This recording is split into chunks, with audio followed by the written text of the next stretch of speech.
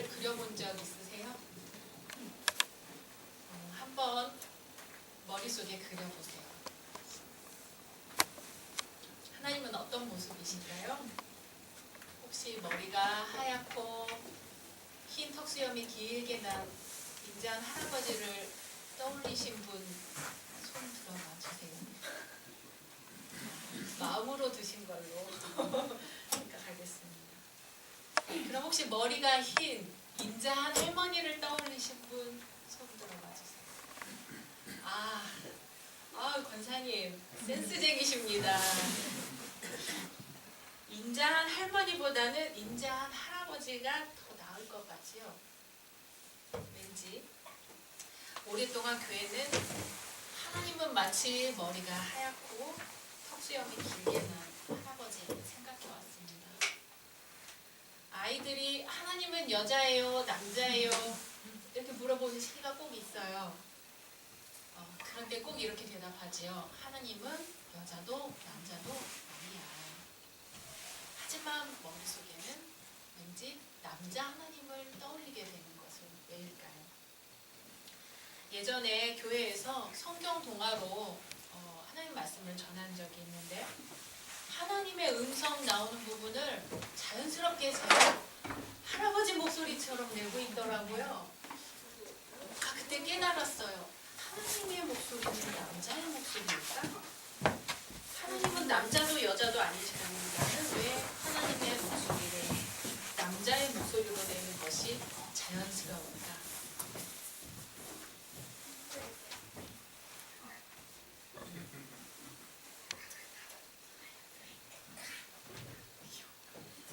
그런 생각이 있은 다음에는 집에서 아이들에게 성경 동화를 읽어줄 때 하나님 목소리를 그냥 엄마인 제 목소리로 내주기 시작했습니다.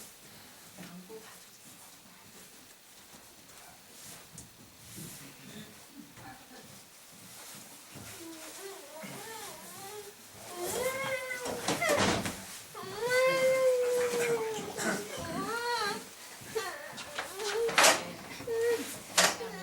하나님 목소리 부분을 그냥 제 목소리로 내주기 시작했는데 아이들이 하나님의 목소리는 어떤 목소리일까 상상하게 놔두려고 제 목소리로 해주기 시작했습니다. 성 어거스틴은 이런 말을 했습니다.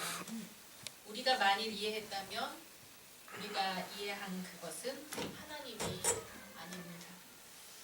만일 당신이 이해할 수 있었다면 당신은 하나님이 아닌 것을 이해한 것입니다. 만일 당신이 부분적으로라도 이해할 수 있었다면 당신의 생각에 속았을 뿐입니다. 많은 사람들이 목사는 하나님에 대해서도 예수님에 대해서도 잘 알 거라고 생각하지만 사실 저는 하루에도 몇 번씩 이렇게 기도합니다. 주님은 누구십니까? 제게 알려주십시오. 성부 하나님, 성자 하나님, 성령 하나님 이렇게 삼위일체 하나님을 우리가 믿고 고백하는데 우리는 뭘 알고 있을까요? 뭘 안다고는 할 수 있을까요? 알 수 없기 때문에 그저 고백할 뿐입니다. 내가 만난 예수님, 당신이 만난 예수님, 성경에서 제자들이 만난 예수님에 대해서 듣고 예수님은 그런 분이구나 하고 고백할 뿐입니다. 그리고 그 크신 분에 대해서 사실은 잘 모른다는 것을 인정하고 겸손할 수밖에 없습니다. 사도 바울은 이렇게 알 수 없는 힘에 사로잡힌 것을 고백한 사람 가운데 한 사람입니다. 사도 바울은 자신이 만난 예수님에 대해 오늘 이렇게 이야기합니다. 오늘 로마서 1장 1절 말씀에 예수 그리스도의 종 바울은 사도로 부르심을 받아. 사도 바울은 자신의 위치에 대해서 자신의 정체성에 대해서 이렇게 밝혀요. 예수 그리스도의 종이다. 그리고 사도로 부르심을 받았다. 예수 그리스도의 종이라는 것은 주인으로서가 아니라 종이라는 것. 왕이 아니라 왕이 보낸 전달자라는 뜻입니다. 그리고 사도로 부르심을 받았다는 것은 하늘로부터의 소명을 받은 것으로 자기 자신이 선택한 것이 아니라 어떤 알 수 없는 힘에 이끌려 그렇게 할 수밖에 없는 상태가 된 겁니다. 자신의 사도직을 자기 삶의 어떤 발전을 위해서 선택한 것도 아닙니다. 사도 바울은 육으로는 우리와 같은 보통 사람일 뿐이지만 부르심을 받았다는 것은 보통 사람 가운데서 구별되었다는 뜻입니다. 그러면 사도 바울은 무엇을 위해서 부르심을 받았나요? 하나님의 복음을 위하여 택정함을 입었다. 인간으로서는 감히 상상할 수도 없는 전대미문의 진리. 인간으로서는 알 수도 없고 소유할 수도 없는 하나님의 복음. 그 복음이 무엇이냐 하면 바로 예수 그리스도입니다. 예수 그리스도라는 복음은 로마서 1장 2절부터 하나님이 선지자들을 통해 성경에 미리 약속하신 것이고 그분은 육신으로는 다윗의 혈통에서 나셨고 성결의 영으로는 죽은 자들 가운데서 부활하사 능력으로 하나님의 아들로 선포되셨으니 곧 우리 주 예수 그리스도시니라. 아멘. 이 세상에 속해 있는 우리가 예수 그리스도를 받아들임으로써 우리가 결코 알 수 없는 하나님의 비밀을 알게 된 것입니다. 예수님은 근본 하나님과 같은 분이시지만 인간의 몸을 입고 오셔서 우리가 예수님을 통해 저 깊고 넓고 높으신 하나님과 만나게 해주신 것을 믿습니다. 5절 6절입니다. 그로 말미암아 우리가 은혜와 사도의 직분을 받아 그의 이름을 위하여 모든 이방인 중에서 믿어 순종하게 하나니 너희도 그들 중에서 예수 그리스도의 것으로 부르심을 받은 자니라. 아멘. 이제 사도 바울이 예수 그리스도의 종으로 사도로 부르심을 받아 하나님의 복음을 위하여 택정함을 입었다는 이 말씀은 사도 바울에게만 해당하는 것이 아니고 우리가 여러분과 제가 예수 그리스도로 말미암아 은혜와 사도의 직분을 받아 믿어 순종하게 되었고 예수 그리스도의 것으로 부르심을 받았다는 것입니다. 그러니까 우리는 우리 자신의 것도 아니요 우리 부모의 것도 아니요 예수 그리스도의 것입니다. 예수 그리스도의 부르심을 받고 이 자리에 나와 있는 것입니다.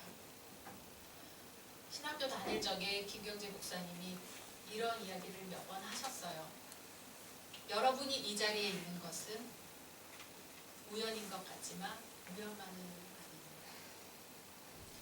저도 여러분에게 이 이야기를 전할 수밖에 없겠습니다. 여러분이 이 자리에 있는 것은 우연인 것 같지만 우연만은 아닙니다. 부르심을 받았기에 예수님의 것이기에 내가 알고 왔던지 모르고 왔던지 그 부르심을 거절할 수가 없어 이 자리에 나오게 된 것입니다. 그러므로 교회는 내 말을 하는 곳이 아닙니다. 우리 교회가 연말을 맞아 또 새해를 준비하려고 재직회로 공동의회로 모이지만은 그 자리는 내 말, 내 이야기를 하는 곳이 아닙니다. 내 말을 하는 곳은 세상 의회에서, 세상 모임에서 하는 것이지요. 교회에서 말을 한다는 것은 나를 통해 예수님이 말씀하시도록 하는 것입니다. 내가 만난 예수님을 고백하는 것이고 다른 사람이 만난 예수님을 고백할 때 그 고백을 귀 기울여 듣는 곳입니다. 그래서 내 생각과 내 말이 나오지 않도록 기도하면서 예수님께 무슨 말을 하면 좋을지 지혜를 구하는 것이고 성령님은 그 기도를 통해 우리의 마음을 감동하셔서 우리가 무슨 말을 할지 알려주시는 것입니다. 나는 십자가에 못 박고 내 안에 예수 그리스도가 사신다는 것이 이 말씀입니다. 그렇지만 아무리 노력하고 애쓴다 해도 육신 속에 나라는 존재가 자꾸 고개를 들고 내가 나 자신의 주인인 것 마냥 살려고 하기 때문에 자꾸 말씀을 듣고 기도를 하며 내가 사는 것이 아니라 내 안에 예수 그리스도가 살도록 하는 것이 믿음 생활이며 생활이 신앙이 되는 것입니다. 사도 바울은 로마의 그리스도인들에게 이 편지를 보냅니다. 로마라는 거대한 제국 앞에서 모든 길은 로마로 통한다고 할 만큼 세상 곳곳에 미치는 로마의 거대한 힘 앞에서 우리 자신의 힘은 로마에게서 나오는 것이 아니라 하나님에게서 나오고 우리 자신은 로마에 속한 식민지 백성이 아니라 예수 그리스도의 것이며 로마에 속한 일원으로 먹고 살기 위해 일하는 것이 아니라 하나님께 부르심을 받은 자들로서 예수 그리스도라는 복음을 위하여 일한다고 외치고 있습니다. 7절에 이렇게 인사를 전합니다. 로마에서 하나님의 사랑하심을 받고 성도로 부르심을 받은 모든 자에게 하나님 우리 아버지와 주 예수 그리스도로부터 은혜와 평강이 있기를 원하노라. 아멘. 사도 바울처럼 하나님의 부르심을 받고 응답한 여인이 있습니다. 바로 예수님의 어머니 마리아입니다. 아주 오랫동안 교회는 예수님의 제자는 남자만 있다고 가르쳐 왔습니다. 그러나 학자들에 의해 예수님의 제자에는 12제자 외에 훌륭한 여성 제자들이 있었다는 것이 밝혀졌습니다. 성 어거스틴도 막달라 마리아에 대해 사도 중에 사도라고 말한 바가 있습니다. 예수님이 십자가에 달리실 때 다른 남성 제자들은 다 도망갔지만 여성 제자들은 십자가 곁에 남아 있었습니다. 예수님이 무덤에 묻히실 때 다른 남성 제자들은 다 도망가고 없지만 여성 제자들은 예수님이 어디에 묻히시는지 보고 있습니다. 그리고 예수님이 부활하신 것을 제일 먼저 목격한 것도 여성 제자들이고 예수님이 부활하신 소식을 제일 먼저 전한 것도 여성 제자들이었습니다. 심지어는 예수님이 부활하셨다는 소식을 여성 제자들이 전했어도 남성 제자들은 믿지 않았습니다. 오늘 저는 예수님의 어머니 마리아가 예수님의 어머니로서만이 아니라 이사야나 예레미야와 같은 예언자로서 부르심을 받았다는 것을 전하려고 합니다. 구약에서는 크게 사사 드보라, 그 전에 모세의 누이 미리암 정도가 알려진 여성 지도자들입니다. 그 후 오랫동안 성경에서는 여성 예언자의 활동이 눈에 띄게 나타나지 않습니다. 그런데 오늘 천사의 기쁜 소식을 들은 마리아에 대해 기록된 글을 보면 마리아는 분명 예언자로 부르심을 받았습니다. 같이 누가복음 1장 26절 말씀부터 보겠습니다. 먼저 가브리엘 천사가 하나님의 보내심을 받아 요셉과 약혼한 처녀 마리아에게 나타납니다. 그리고 인사합니다. 은혜를 받은 자여 평안할지어다. 주께서 너와 함께 하시도다 하니 마리아가 그 말을 듣고 놀라 이런 인사가 어찌함인가 생각합니다. 그때 천사가 마리아여 무서워하지 말라 내가 하나님께 은혜를 입었느니라 하며 하나님의 말씀을 전합니다. 내가 잉태하여 아들을 낳으리니 그 이름을 예수라 하라. 그가 큰 자가 되고 지극히 높으신 이의 아들이라 일컬어질 것이요 주 하나님께서 그 조상 다윗의 왕위를 그에게 주시리니 영원히 야곱의 집을 왕으로 다스리실 것이며 그 나라가 무궁하리라. 이때 마리아가 묻습니다. 나는 남자를 알지 못하니 어찌 이런 일이 있으리까? 천사가 대답합니다. 성령이 내게 임하시고 지극히 높으신 이의 능력이 너를 덮으시리니 이러므로 나실 바 거룩한 이는 하나님의 아들이라 일컬어지리라. 너희 친족 엘리사벳도 본래 임신하지 못한다 알려졌지만 아들을 배었다. 하나님의 말씀은 능하지 못하심이 없느니라. 마지막으로 마리아가 말합니다. 주의 여종이 오니 말씀대로 내게 이루어지이다. 이때 천사가 떠나갑니다. 성경을 보면 이스라엘이 역사적으로 중요한 시기에 천사가 나타납니다. 그 내용은 크게 두 가지인데 첫째 잉태의 소식입니다. 앞으로 태어날 아이가 이스라엘을 위해 큰 일을 감당할 것이라는 것. 둘째 예언자로 부르시는 대목입니다. 예언자나 민족을 구할 해방자로서 일을 할 사람에게 나타나는 것입니다. 잉태의 소식을 전하러 천사가 나타났던 경우는 언제인가요? 아브라함과 사라가 이삭을 낳게 될 것이라는 것.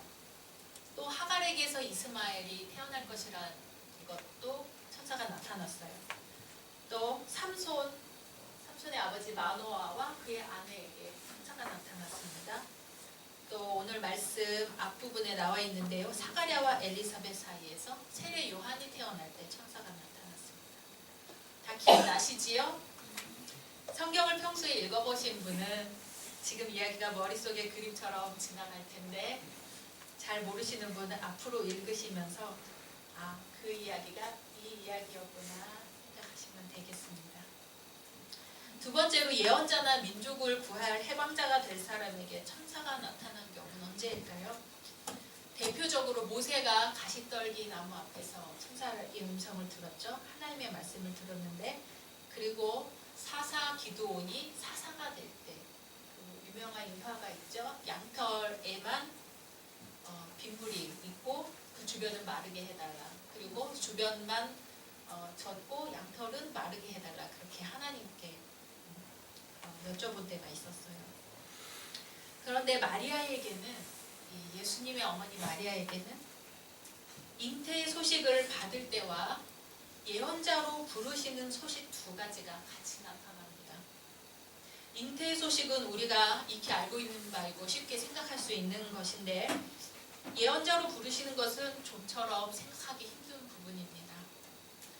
아마도 아무도 전하지 않았던 소식일 수도 있겠습니다. 그런데 모세를 부르실 때나 기드온을 부르실 때 나타난 이 내용의 구조가 마리아를 부르시는 내용하고 같게 나오는 것이 오늘 주목할 점인데, 좀 전에 함께 성경을 살펴본 것처럼 예언자를 부르실 때 나오는 그 성경의 구조가 있어요. 첫째, 천사의 목소리가 들린다는 것. 둘째, 그 소리를 듣고 두려워하지만 안심하라고 한다는 것. 셋째, 하나님의 메시지를 듣게 되고. 넷째, 제게 어떻게 그런 일이 일어나겠습니까? 하는 질문이 있어요. 다섯째, 하나님이 이렇게 너와 함께 하실 것이라는 표징을 주고 천사가 떠나갑니다. 천사는 이러한 일이 성령의 능력으로 일어난다고 합니다. 성령이 내게 임하시고 지극히 높으신 이의 능력이 너를 덮으시리라. 많은 사람들이 동정녀 마리아가 남자를 알지 못하고 예수님을 잉태했다는 것에 대해 의심합니다. 마치 신라 건국 설화에서처럼 나정이라는 우물 옆에 말이 꿇어앉아 우는 것을 보고 가봤더니 큰 알이 있었다. 쪼개봤더니 아기가 나왔는데 그 아기가 박혀 꺼세였다 하는 것처럼 예수님의 탄생을 극적으로 만들기 위해 지어낸 이야기라고 하기도 합니다. 또는 성령이 임하시고 크신 능력이 덮으신다는 표현을 보고 요즘 어린 친구들이 그리스 로마 신화를 많이 보는데요. 그리스 신화에서 제우스 신이 인간 여자에게 들어와 임신시키는 것을 상상하기도 합니다. 그러나 말씀을 잘 살펴보면요. 성령이 임하신다, 크신 능력이 덮으신다 해서 성령이 임하신다에서 임하다는 헬라어로 에페르체스타이, 영어로 come upon인데 사도행전 1장 8절에서 오직 성령이 너희에게 임하시면에서 임하시면과 같은 말이고, 사무엘하 16장 13절에 사무엘이 기름 뿔병을 가져다가 그의 형제 중에서 다윗에게 부었더니 이날 이후로 다윗이 여호와의 영에게 크게 감동되니라. 여기서 여호와에게 감동되기라와 같은 말이고, 이사야 32장 15절에 마침내 위에서부터 영을 우리에게 부어주시리니 영을 부어주신다에 쓰인 단어와 같습니다. 또 크신 능력이 덮으신다에서 덮는다는 헬라어로 에피스키아자인, 저도 찾아보면서 알아서 어렵습니다. 영어로 오버섀도우라고 하는데요. 마가복음 9장 7절에 마침 구름이 와서 그들을 덮으며 구름 속에서 소리가 나되 이는 내 사랑하는 아들이니 너희는 그의 말을 들으라 하는지라 해서 구름이 덮다와 같은 말이에요. 성령이 덮으신다는 뜻은. 출애굽기 40장 34절에 구름이 회막에 덮이고 여호와의 영광이 성막에 충만함에 해서 구름이 회막에 덮인다와 같은 말입니다. 광야에서 구름이 천막을 덮으며 멈추고 구름이 걷히면 이스라엘 백성이 나아갔습니다. 구름이 덮고 거친다는 것은 이스라엘 백성이 자유를 향해 멈추고 나아가는 것을 지시합니다. 성령이 임하시고 크신 능력이 마리아를 덮으신다는 이 이야기는 그리스 신화와 같은 신화에 대한 이야기도 아니고 박혁거세와 같은 탄생 설화에 관한 이야기도 아닙니다. 이 말씀은 우리가 알 수 없는 하나님의 신비에 관한 이야기입니다. 이 말씀에서 우리가 정확하게 알 수 있는 것은 마리아가 살아계신 하나님의 신비와 만났다는 것이고 백성을 구원하실 자비로운 하나님의 계획을 듣고 응답했다는 것입니다. 마리아는 대답합니다. 주의 여종이오니 말씀대로 내게 이루어지이다. 모세도 기드온도 그 어떤 사람도 마리아처럼 적극적으로 그 말씀이 내게 이루어지이다 하고 말한 사람은 없었습니다. 기독교에 실망한 많은 사람들이 이 말씀을 보고 복종을 강요하고 순종을 강요하는 말씀으로 보고 마리아가 종으로서 주인에게 복종하듯이 대답했다고 생각했습니다. 그러나 말씀 속에서는 어떤 강요도 없었습니다. 마리아는 하나님을 깊이 신뢰했고 스스로 결정했습니다. 저희 어머니 말씀이 새벽 첫 버스를 타려고 할 때 꼭 기다렸다 남자 먼저 타는 것 보고 타야 했다고 하십니다. 그런 경험 있으세요, 권사님? 왜냐하면 여자가 첫 시간에 첫 버스에 오르면 하루 종일 재수가 없다는 생각 때문이었다고 합니다.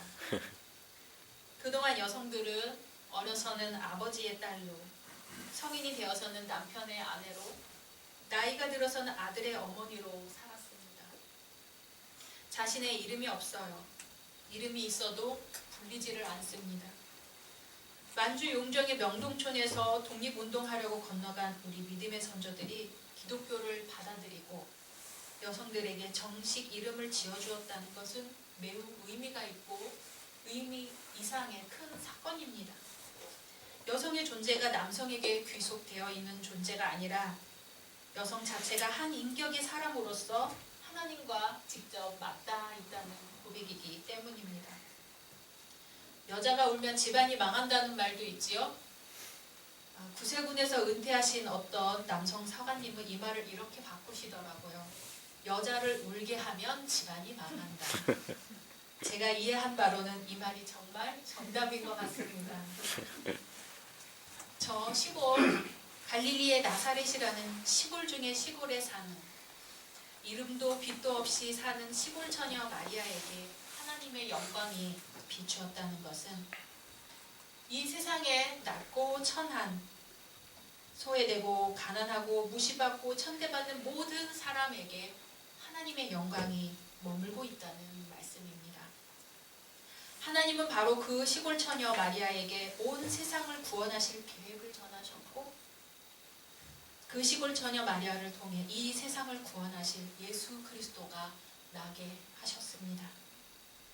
그리고 하나님 혼자서 억지로 세상을 만들어 가시는 것이 아니라 말씀대로 내게 이루어지이다 하는 마리아의 고백으로서 주님의 말씀을 깊이 신뢰하고 믿고 따르는 믿음의 사람들의 순종을 통해서 하나님의 나라를 만들어 가신다는 것을 알려주고 계십니다.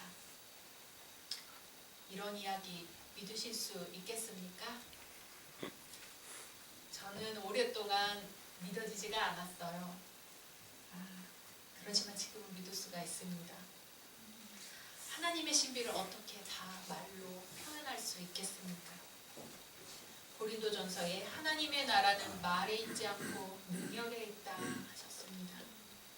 성령의 능력으로 우리가 하나님을 깨닫고 하나님을 이해할 수 있게 해주시기를 소망합니다. 우리 평생의 기도입니다. 주님 더 알기 원합니다. 주님 더 알게 해주십시오. 바닷가에서 파도가 밀려왔다 나가는 모래 위에 글씨를 써본 적이 있으세요? 저는 바닷가에 살아서 매일같이 바닷가에 나가서 놀았는데요. 모래 위에 글씨를 쓰면 바닷물이 한 번 덮고 지나가면 글씨가 싹 사라져요. 사라지는 걸 알면서도 왜 그렇게 쓰려고 했는지 모르겠습니다. 우리도 하나님에 대해서, 예수님에 대해서 자꾸 떠올리고 싶어 합니다. 어떤 분이실까? 어떤 삶을 사셨을까 하면서 그러다가 그래, 하나님은 이런 분이야. 맞아, 예수님은 이런 분이야. 무릎을 치게 되면 가슴에 고이 간직하고 계시다가 모래 위의 글씨가 바닷물에 사라지듯이 떠나보내시기 바랍니다. 그러다 어느 날 또다시 그래, 하나님은 역시 이런 분이야. 예수님은 이런 분이셔라고 고개를 끄덕이게 되면 가슴에 고이 간직하고 있다가 어느 날 모래 위의 글씨가 바닷물에 사라지듯 떠나보내시기 바랍니다. 이렇게 함으로써 우리는 매일매일 진정으로 하나님을 찾게 될 것이고 진정으로 크신 하나님 앞에 고개를 숙이게 될 것입니다. 우리가 만일 이해했다면 우리가 이해한 그것은 하나님이 아닙니다. 만일 당신이 이해할 수 있었다면 당신은 하나님이 아닌 것을 이해한 것입니다. 만일 당신이 부분적으로라도 이해할 수 있었다면 당신의 생각에 속았을 뿐입니다. 많은 사람들이 하나님에 대해, 예수님에 대해 잘 알고 있는 것처럼 말합니다. 아마도 어느 면에서는 그 말이 맞을 것입니다. 그러나 모두 맞았다고는 할 수 없습니다.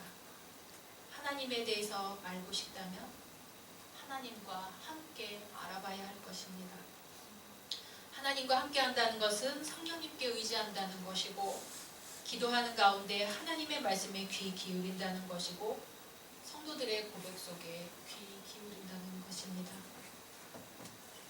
우리 모두는 사도 바울처럼 마리아처럼 예수님의 부르심을 받고 이 자리에 모였습니다. 우리가 결코 다 알 수 없는 하나님이지만 하나님의 뜻을 알고 싶어서 이 자리에 모였습니다. 오늘 또다시 예수님은 우리에게 물으십니다. 너희는 나를 누구라 하느냐? 주님은 누구십니까? 저는 모릅니다. 제게 알려주십시오. 이 대답이 주님 앞에 선 자로서 우리의 가장 정직한 대답이 아닐까 합니다. 욥기의 말씀을 마지막으로 전합니다. 하나님은 높으시니 우리가 그를 알 수 없고 그의 횟수를 헤아릴 수 없느니라. 아멘. 다 같이 침묵 기도하심으로 침묵으로 대답하시는 하나님을 만나시는 시간을 갖겠습니다.